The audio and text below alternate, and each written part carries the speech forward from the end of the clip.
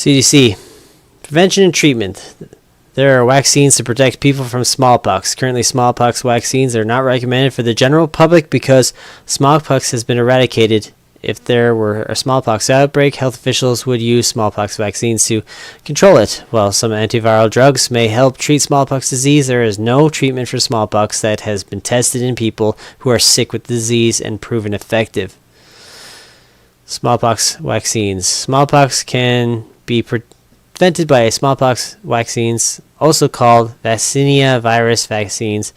The vaccines are made from the virus called Vaccinia, which is a pox virus similar to smallpox but less harmful. There are 2 licensed smallpox vaccines in the United States and 1 investigational vaccine that may be used in smallpox emergency. The replication competent smallpox vaccines AdCam 2000 and APSV can protect people from getting sick or make the disease less severe if they receive the vaccine either before or within a week of coming in contact with smallpox virus. If you get the vaccine before contact with the virus, the vaccine can protect you from getting sick.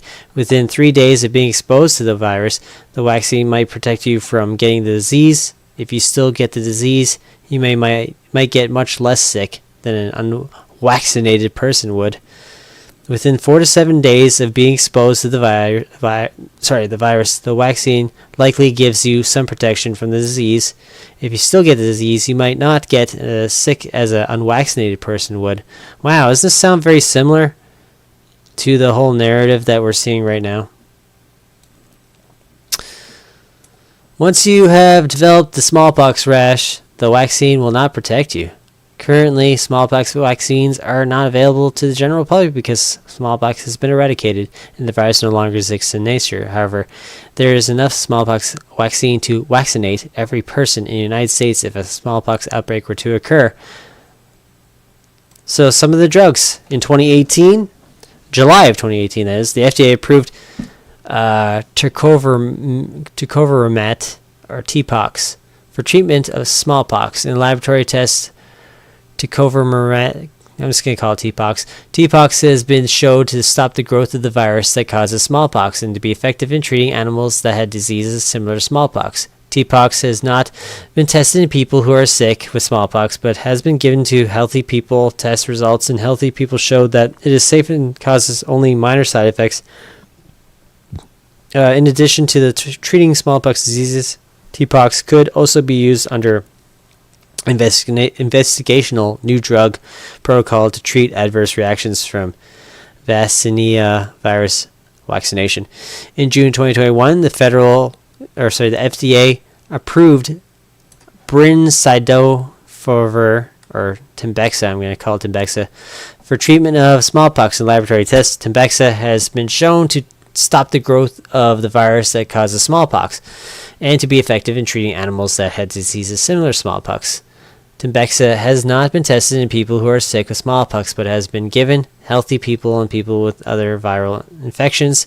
Test results in people who have received Tembexa for bone marrow transplant showed the most common side effects were diarrhea, nausea, vomiting, and abdominal pain. In laboratory tests, cidofovir has also been shown to stop the growth of the virus that causes smallpox and to be effective in treating animals that had similar diseases similar to smallpox. Cidofovir has not been tested in people, yada yada yada. Drug continues to be evaluated for effectiveness and toxicity. Cidofovir is not FDA approved for the treatment of variola virus infections, but could be used during an outbreak under an appropriate regulatory mechanism such as investigational new drug protocol or emergency use authorization.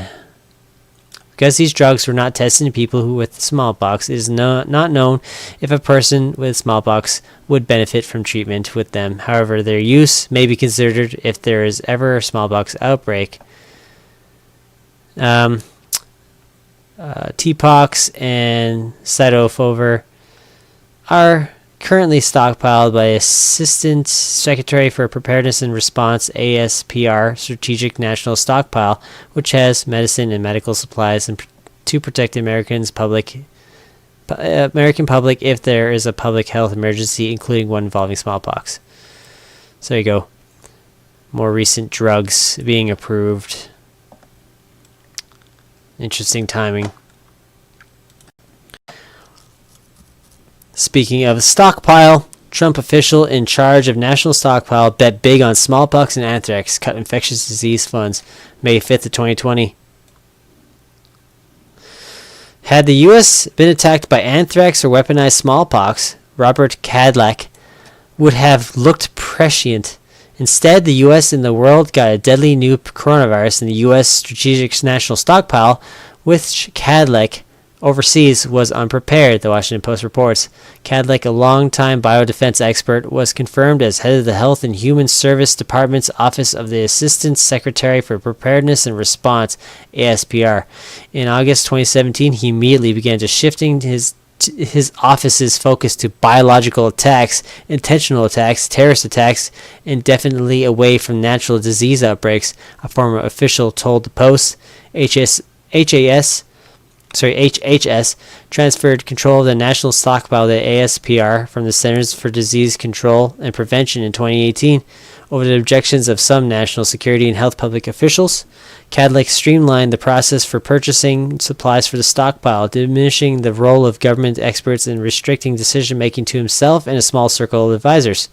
The Post reports he oversaw a $2.8 billion 10-year contract for smallpox vaccines at double the cost per dose with a former client, Emergent Biosolutions, a relationship he did not mention on his extended disclosure forms, and ramped up purchases of anthrax vaccines. At the same time, ASPR slashed planned funding for pandemic flu and infectious diseases preparedness, including halting an Obama-era initiative to spend $35 million to build a machine that could produce 1.5 million N95 masks per day, the Post reports, after HHS Secretary Alex Azar assigned him to lead the department's coronavirus response in March. Kadlec's office signed contracts for $2.3 billion worth of ventilators and $468 million for masks, including $62.3 million from Owen M. Hallard, the contractor whose rapid mask machine Kadlec axed in 2018. Kadlec told the Post he's proud of his decades to government service, including his efforts to centralize authority at ASPR, and his actions are consistent with his long-time views on biodefense. Quite frankly, Mother Nature is not thinking enemy intent on inflicting grievous harm to our country, killing our citizens, undermining our government, or destroying our way of life, Kadlec told Congress in 2011. Mother Nature doesn't develop highly virulent organisms that are resistant to our current stockpiles of antibodies. Yes, thank you, Mr. Kadlec. In March, he told a House committee in his office did not consider a situation like this today, with respirators being our first and only line of defense for health care workers.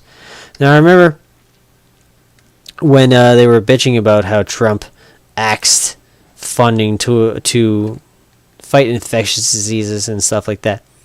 Well, the bigger story is what they were putting the money into, which is the biological warfare stuff, basically, the biological terrorism.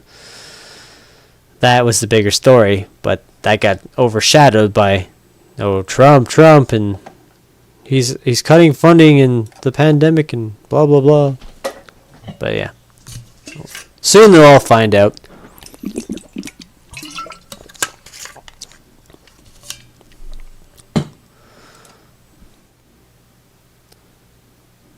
Speaking of pox, remember the monkeypox? Deadly monkeypox infection confirmed in Maryland months after 200 people in the U.S. monitored during feared outbreak. This is from yesterday. Case of deadly viral infection, monkeypox, has been confirmed in a Maryland resident who recently traveled back to the U.S. from Nigeria. Patient, who man who had not been named, currently had only minor symptoms, the Maryland Health Department said in a news release. So this isn't even a news story. They just reissued it because I reported this exact same story. Let's see. Let's go back. Oh, there it is. 3 months ago.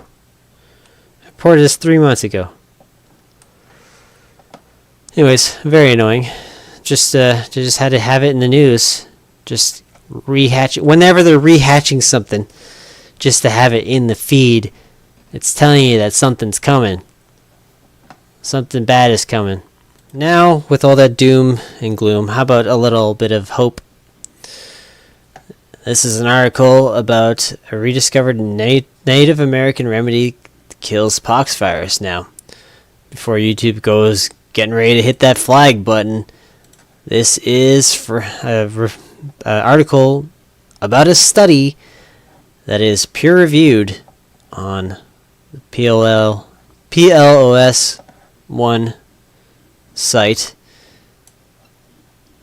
And you can take it up with them if you have any issues with what I read here. So, suck it. This is from 2012. Herbal medicine used to treat smallpox in the 19th century found to halt viral replication in vitro. An old herbal remedy for treating smallpox that is thought to have been used by the Native Americans in the late 1800s has been rediscovered and found to kill the poxvirus. Smallpox has been eradicated, but the findings offers a possible treatment for poxvirus in the unlikely event of a bioterror attack or increased incidence of similar poxviruses such as monkeypox. Smallpox ravaged human populations for thousands of years, but in 1796, Edward Jenner discovered its exposure. And there we go. So there's the pitcher plant. An extract from the pitcher plant, Sarracenia purpurea, halted viral replication. Historical sources suggest that the 1800s, when smallpox still posed as a serious threat, the Mi'kmaq and Native Americans of Nova Scotia treated the disease using a botanical infusion derived from the insectivorous plant Sarracenia purpurea, a species of pitcher plant. Now Jeffrey Langland at Arizona State University in Tempe, U.S., and colleagues have conducted in vitro experiments with the herbal extract and found it inhibits replication of variola virus, the causative agent behind smallpox. Although natural smallpox no longer poses a health threat, there is a remote possibility that unstable states or terrorist groups could have acquired stock of the virus following the collapse of the Soviet Union, which had developed smallpox as a biological warfare agent.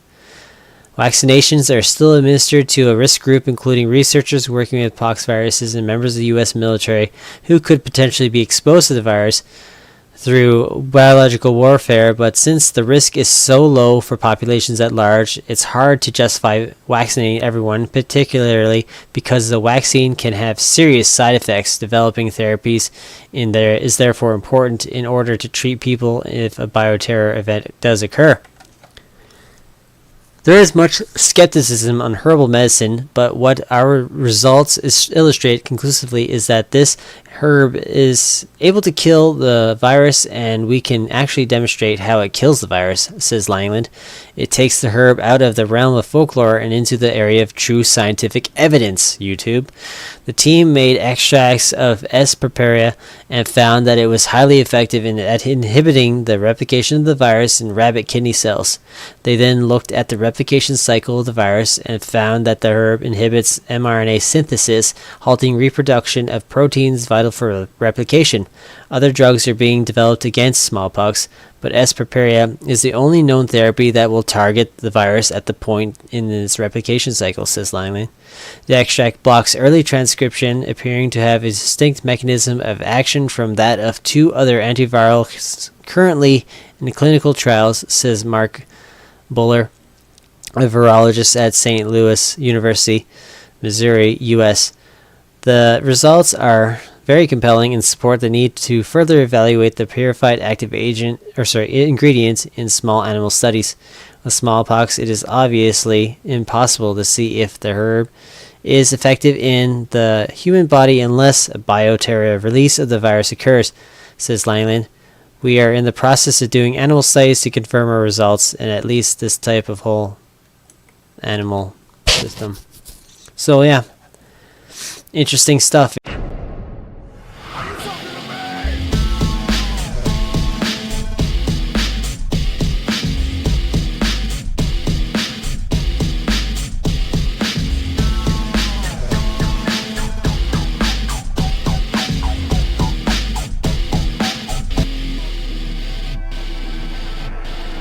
Are you talking to me? Are you talking to me? Are you talking to me? No way, punk!